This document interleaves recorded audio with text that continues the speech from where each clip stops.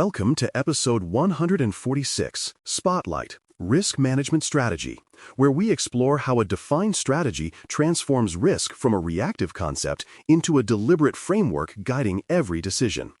The PM-9 control establishes that managing risk is not a one-time assessment, but an ongoing philosophy that informs how organizations plan, invest, and respond. A clear strategy aligns leadership, security, and operations under common principles, ensuring that trade-offs are intentional rather than improvised. It creates consistency in how uncertainty is evaluated and acted upon, making risk management a shared discipline rather than a specialized task. When the strategy is formalized and practiced, it becomes the compass that steadies judgment in moments of stress. Building from that foundation, defining risk appetite and tolerance is the cornerstone of a coherent risk management strategy. Risk appetite expresses how much risk an organization is willing to take to pursue its goals, while tolerance sets measurable thresholds within that boundary. For example, a company might accept minor service interruptions during upgrades but have zero tolerance for data integrity loss. These boundaries translate leadership intent into operational criteria that teams can apply daily. Without explicit statements of appetite and tolerance, decisions drift toward inconsistency. One manager cautious to paralysis, another recklessly bold. Clarity allows every layer of the organization to calibrate its actions within an accepted comfort zone. From there, the strategy must outline objectives, guardrails, and success measures that define what effective risk management looks like. Objectives might include maintaining regulatory compliance, reducing incident likelihood, or achieving faster recovery from disruption. Guardrails describe constraints, such as budget ceilings, resource limits, or ethical standards that prevent overextension. Success measures then quantify progress: fewer critical incidents, lower residual risk, or improved audit outcomes. For example, if a goal is to reduce unmitigated high-risk findings by 50% within a year, that target directs energy and accountability. These elements give the strategy tangible shape, ensuring that managing risk becomes measurable progress rather than vague intention. Building on that clarity, defining scope anchors the strategy to the environments and entities it governs. Scope includes systems, suppliers, and enterprise dependencies that collectively influence organizational risk. For instance, the strategy might cover all production networks, cloud services, and third-party integrations supporting core business processes.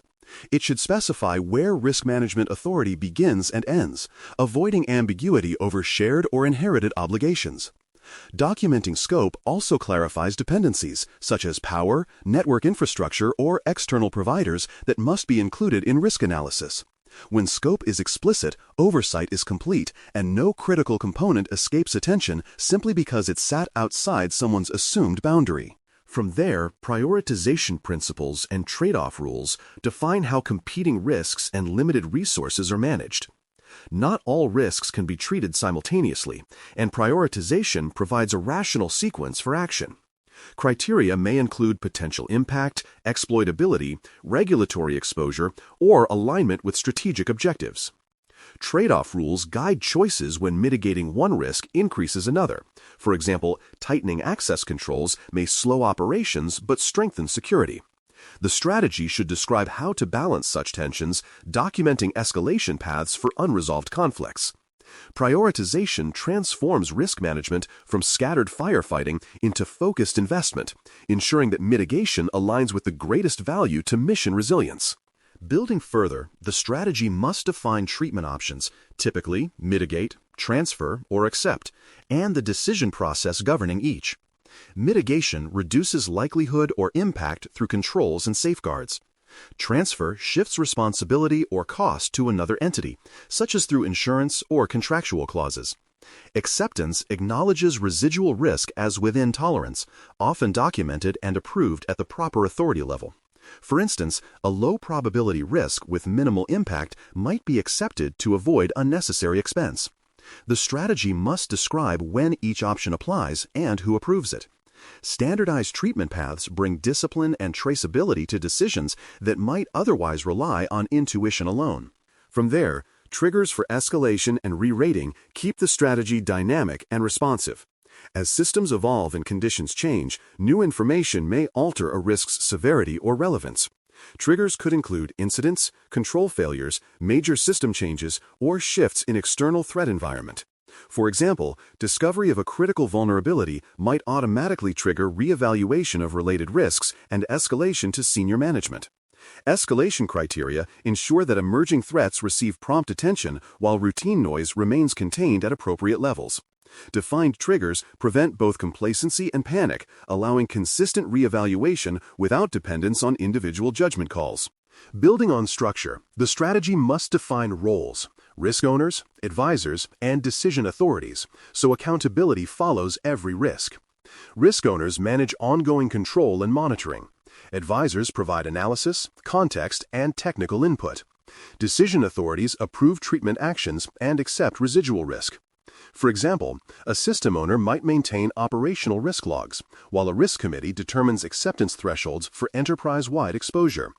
Role definition prevents responsibility from scattering or overlapping, ensuring that each risk is actively managed.